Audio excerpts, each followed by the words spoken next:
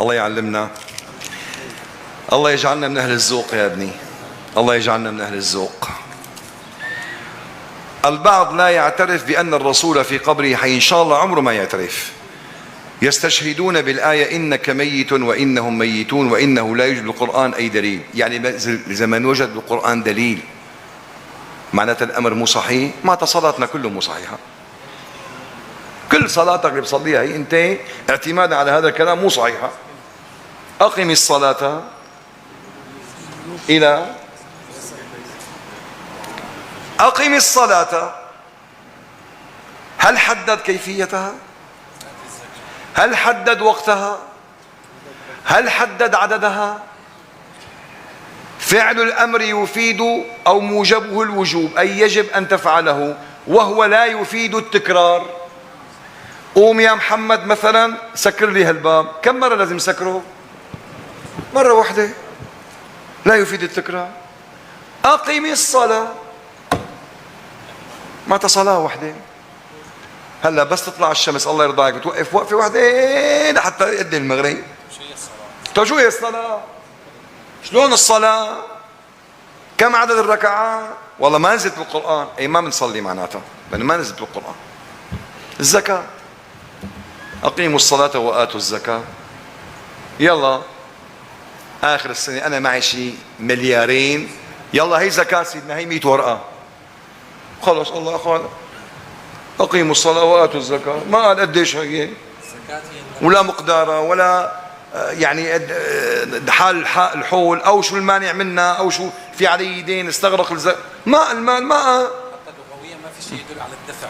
الزكاة هي إنما. طيب لنفترض العرب فهموا الدفع. قديش الدفع؟ خلينا نمشي على القرآن، ندفع كل سنة 50 ورقة زكاة، بعدين مرة واحدة. صحيح كمان أحسن، لا يفيد التكرار. يعني الزكاة أقيموا الصلاة وآتوا الزكاة لا يفيد التكرار، دفعها مرة واحدة بحياتك. هذا اللي بيقول ما شفنا هذا الكلام بالقرآن، هذا إنسان ناقص عقل، ناقص أو حاقد، أو حاقد، والاثنين ما مرد عليهم. إنك ميت وإنهم ميتون، فرق كبير بين لفظ الميت ولفظ الميت. الميت أي أنك ستؤول إلى الموت، لكن قديش الموت تبعك؟ ممكن يكون لحظة. والشهداء ألم يقل في القرآن ولا تحسبن الذين قتلوا في سبيل الله أموات بل أحياء عند ربهم. ليش الشهيد أعلى مرتبة من النبي؟ الله فصله فأولئك مع الذين أنعم عليهم، أنعم الله من النبيين من النبيين والصديقين والشهداء. إذا ترتيب الشهداء شو؟ 3، قبله صديقين، قبله نبيون. فهل يعقل المرتبة الثالثة حي والمرتبة الأولى ميت؟ هي أول دليل من القرآن. الله قال عن الشهداء أحياء، فمن باب أولى أن الأنبياء أحياء، صح؟ إنك ميت، هذه الكلمة ميت كل حي آيل للموت. قد لنا يعني هعطيك مثال. اجا واحد قلنا معه مشكلة حصرناه بهالسوكة وهجمنا عليه شي 50 واحد، شو بيقول له؟ حبيبي أنا ميت لساته عايش هو، صح ولا لا؟ ميت بياخذ الشبرية وبينزل بيقول لك ميت. طب ما أنت حي، شلون ميت؟ قال أن يعني حموت سائر الموت. لذلك قال له ربي إنك ميت أي سائر الموت، لأنه ما في مخلوق على وجه بهذا الكون إلا وسيموت لحظة. وقد يموتون جميعا عندما يقول لمن الملك اليوم. ما في حدا يجاوبه. نعم هنا يكون كل الخلق أموات ثم يحييهم، هي لحظات ثم يحييهم الله سبحانه وتعالى. هي إنك ميت. لكن الميت نقول لمن فارقته الحياة حقيقة. لذلك شو قال ربي؟ حرم عليكم الميتة ولا الميتة؟ الميتة. إذا الميت هو الذي فعلا فارقته الحياة ولم يعد هنالك حياة في جسده نقول عنه هذا ميت. أما ميت قد يكون حيا ولكنه سائر إلى الموت. توكلنا على الله.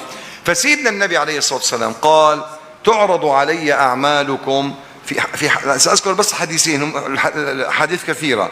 في كل اثنين وخميس، فإن وجدت خيرا حمدت الله وإن وجدت غير ذلك استغفرت لكم. فقال أحد الناس يا رسول الله كيف تعرض عليك أعمالنا وقد أرمت يعني فنيت؟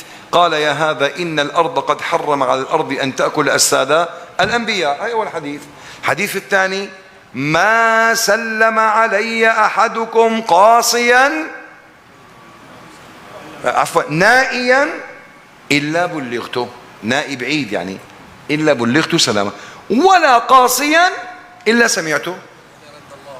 لا هذا الحديث هيك نصه ما سلم علي أحدكم نائيا إلا بلغته ولا قاصيا أي عفوا قاصيا ودانيا عفوا قاصيا إلا بلغته ولا دانيا أي قريب إلا سمعته. فكيف عم يسمع سيدنا النبي سلامك وهو ميت؟ الله يحيي قلوبنا، قولوا امين. بعد التسليم تذكرت اني سهوت بعد الانتهاء بمدة، ماذا افعل وكيف اجبر الصلاة ام اعيدها؟ لا تجبرها ولا تعيدها، خلص. اذا كنت قد تركت سجود السهو من غير تعمد فلا اعادة للصلاة، وحتى قالوا ان لو تركتها بتعمد فانت مسيء لكن ليس هنالك اعادة. هل تصح الصلاة خلف إمام يلدغ أو غير عربي وقراءته مكسرة إلا إذا لم يغير المعنى فلا شيء في ذلك إن لم يكن هنالك من هو أقرأ منه. يعني مثلا فز هلا واحد من إخواننا الفرنسيين الله يرضى عليهم وكل لهجتهم فايتة ب60 حيط، يعني بيلدغوا باللغة ومكسر لغتهم. طيب بدي أصلي فيهم إمام ما في واحد أقرأ منه، فشو بيعمل؟ يصلي. أما الشيخ محمد سعيد دائما بيقدم تلميذ له جزائري الله يرضى عنه ما شاء الله حافظ وجامع حافظ كتاب الله وقارئ وإمام مسجد، هو يصلي فيهم، ما بيرضى محمد سعيد يصلي وهذا الشخص موجود.